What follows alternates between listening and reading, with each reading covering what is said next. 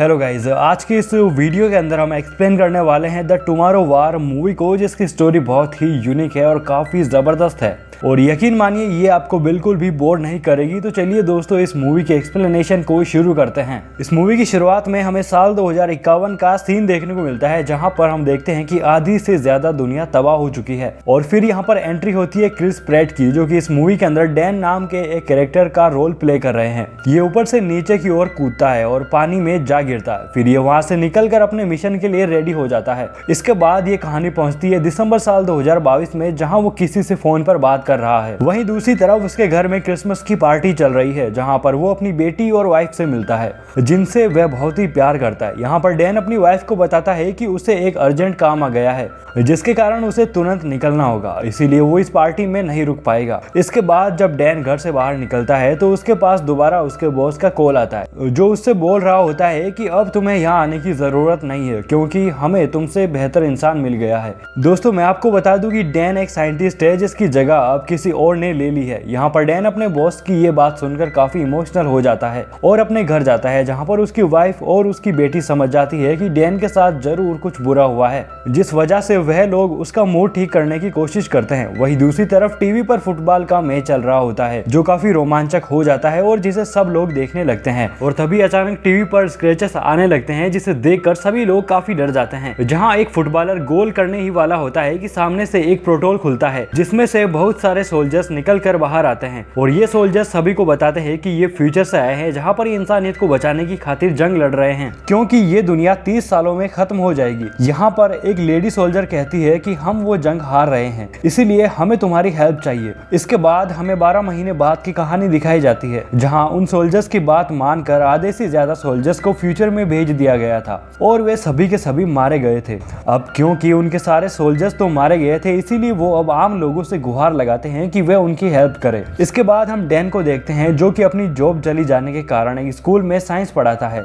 यहाँ पर डैन सभी को पढ़ा रहा होता है, लेकिन किसी का भी इंटरेस्ट पढ़ने में नहीं होता। इसी वजह से डैन उनसे पूछता है कि आप ही बता दो कि हमें किस टॉपिक पर पढ़ना चाहिए। तभी उनमें से एक लड़का हाथ खड़ा करता है, जिसका नाम मार्टिन होता है। क्योंकि मार्टिन हमेशा ज्वालामुखी के बारे में सवाल करता था, इसीलिए डैन उसे इग्नोर करने की कोशिश करता है। दोस्तों, आप इस बच्चे को याद रखिएगा, क्योंकि इसका रोल इस मूवी के अंदर काफी इंपॉर्टेंट है। इसके बाद डैन के पास एक अलर्ट मैसेज आता है, जो उन सोल्जर्स ने उसे भेजा था, जो कि लोगों को फ्यूचर में भेजते हैं। इसके बाद डैन उन सोल्जर्स के पास जाता है, जहां पर वे सोल्जर्स उसके कपड़े उतरवा कर उसका एक हाथ मशीन में डलवाते हैं। ये मशीन लोगों की डेथ का पता लगाती है कि उनकी मौत कब होगी। यहाँ पर सोल्जर्स को पता चलता है कि डैन अक्टूबर साल 2030 में मर जाएगा। यहाँ ये सोल्जर्स डैन के हाथ में एक डिवाइस लगा देते हैं, जिसकी हेल्प से ये लोगों को फ्यूचर में भेजते हैं। यहाँ से सोल्जर्स डैन से कहते हैं कि अगर उसने इस डिवाइस को निकालने की कोशिश की या फिर भागने की कोशिश की तो उसे सजा हो सकती है और वे उसे उस डिवाइस की हेल्प से ट्रैक भी कर सकते हैं। वो उसे 24 घंटे में उसके सारे काम निपटाने की कहते हैं, क्योंकि 24 घंटे बाद उसकी फ्यूचर में जाने की ट्रेनिंग स्टार्ट होगी।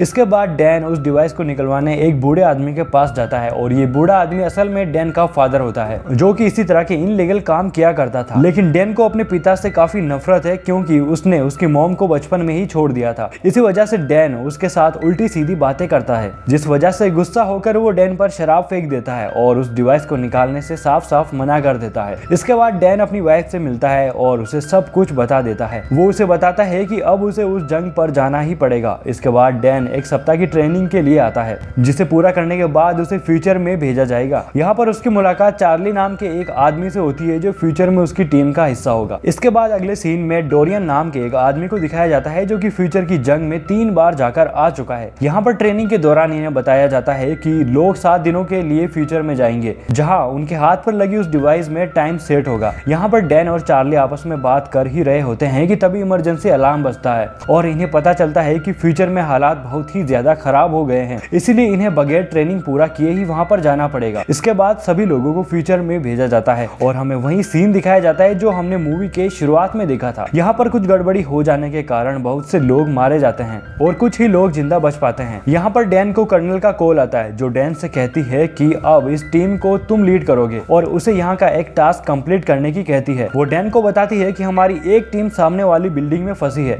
जिसे तुम्हें रेस्क्यू करना होगा। इसके बाद वे सभी लोग उस बिल्डिंग की ओर निकल पड़ते हैं। उस बिल्डिंग में पहुंचने के बाद उन्हें वहां पर कुछ हलचल तो महसूस होती है, लेकिन कोई दिखाई नहीं देता। यहाँ पर ये देखते हैं कि जिन्हें ये रेस्क्यू करने आए हैं वो सभी लोग तो मारे गए हैं और इन्हें जिसने मारा है उन्हें एलियन नहीं बल्कि व्हाइट स्पाइक्स कहते हैं। यहाँ पर डैन एक मरे हुए व्हाइट स्पाइक का एक पार्ट काट कर अपने पास रख लेता है। इसके बाद वे कर्नल को खबर करता है कि वो लोग नहीं बच पाए। इसके बाद कर्नल डैन को वही लैब 2 में से कुछ नीली शीशियां लाने को कहती है जो उनके मिशन के लिए बहुत जरूरी थी। इसके बाद डैन उन नीली शीशियों को ढूंढने लगता है। वहीं दूसरी तरफ बिल्डिंग के बाहर निगरानी रख रहे कुछ सोल्जर्स बताते हैं कि व्हाइट स्पाइक्स उस बिल्डिंग में घुस रहे हैं। इस पे कर्नल डैन से कहती है कि जिस जगह पर तुम हो उस पूरे शहर को एयर स्ट्राइक करके उड़ाया जाएगा, इसीलिए तुम्हारे पास समय बहुत कम है। इसके कुछ देर बाद डैन को वो नीली शीशियां मिल जाती है जिसे लेकर वो अपनी टीम के साथ वहां से बाहर निकलने लगता है। तभी उनके सामने वो व्हाइट स्पाइक्स आ जाते हैं जो दिखने में बहुत ही भयानक होते हैं, जिसे देखकर सारे सोल्जर्स डर जाते हैं। लेकिन फिर भी वो उस पर फायर करने लगते हैं और उसे मारने की कोशिश करते हैं, लेकिन मार नहीं पाते। फिर ये लोग जैसे तैसे करके वहां से बाहर निकलते हैं, लेकिन तभी इनमें से एक आदमी वापस उसी बिल्डिंग में गिर जाता है, जिसे बचाने के लिए डैन भी उसके साथ वहां पर कूद जाता है और डैन को देख उसकी पूरी टीम भी उसके साथ वापस उसी बिल्डिंग में कूद जाती है। अब यहाँ इनको खतरा उस व्हाइट स्पाइक से नहीं बल्कि उस एयर स्ट्राइक से था जो कर्नल यहाँ करवाने वाली थी। फिर कुछ देर बाद यहाँ पर एयर स्ट्राइक कर दी जाती है जिसमें उनमें से कुछ ही लोग जिंदा बच पाते हैं। इसके बाद जब डैन बेहोशी की हालत से उठता है तो वह अपने हाथ पर लगे उस डिवाइस को देखता है जिसमें अभी भी 140 घंटे बाकी थे। चार्ली भी बच जाता है जो कि डैन के साथ उसके बगल में ही होता है। इसके बाद ये दोनों यहाँ से बाहर जाकर डोरियन से पूछते हैं कि कितने लोग बच पाए, तो वे उनसे कहता है कि सिर्फ वही 3 बच पाए हैं। वो डैन से कहता है कि ये सब तुम्हारी वजह से हुआ है। इसके बाद डैन की मुलाकात उस कर्नल से होती है जो अभी तक उन्हें लीड कर रही थी,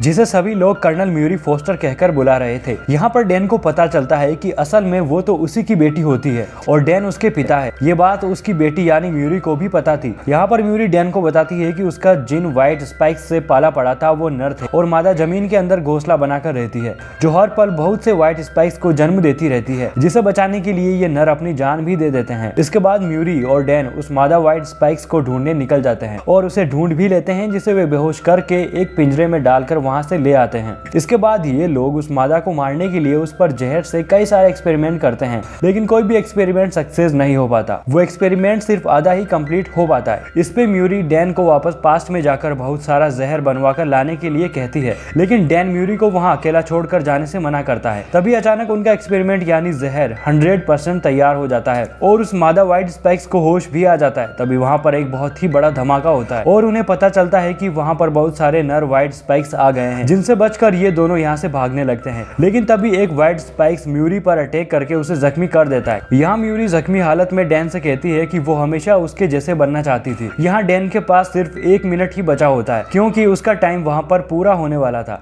और कुछ देर में वो 1 मिनट भी कंप्लीट हो जाता है और इसी इमोशनल पल के साथ डैन वापस चला जाता है और म्यूरी मर जाती है। इसके बाद डैन प्रेजेंट में जागता है और उन सोल्जर्स को बताता है कि वो फ्यूचर से जहर लेकर आया है, जिसे बहुत ज्यादा मात्रा में बनाकर वापस ले जाना है ताकि वो उन सभी व्हाइट स्पाइक्स को मार सके। लेकिन यहाँ वो सोल्जर्स उसे बताते हैं कि वो प्रोटोल अभी बंद हो गया है, यानी अब फ्यूचर में कोई नहीं जा सकता।